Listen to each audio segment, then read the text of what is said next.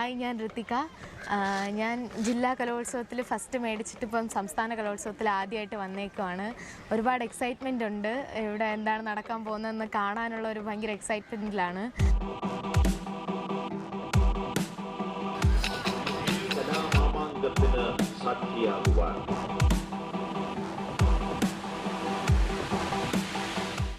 സംസ്ഥാന കലോത്സവം തിരുവനന്തപുരത്ത് നടക്കുന്നതും കൊണ്ട് അത് പറയാൻ പറ്റാത്ത സന്തോഷം വേറെയുണ്ട്. പിന്നെ അങ്ങനെ ഞാൻ നാളെയാണ് എൻ്റെ കാവ്യാലാപനം മത്സരം. അപ്പം അതിൽ പങ്കെടുക്കാനായിട്ട് ഒരുപാട് സന്തോഷത്തിൽ കാത്തിരിക്കുവാണ് നാളത്തെ മത്സരം തുടങ്ങാൻ വേണ്ടിയിട്ട്.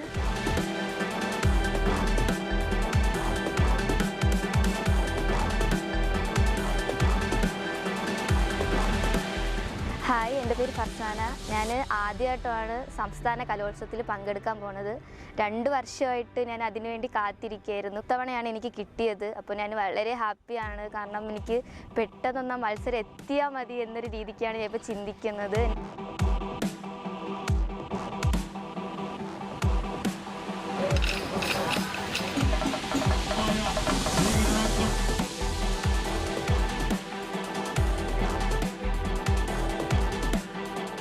എൻ്റെ പേര് സാറ. ഞാൻ മണക്കാട് സ്കൂളിൽ നിന്നാണ് വരുന്നത്.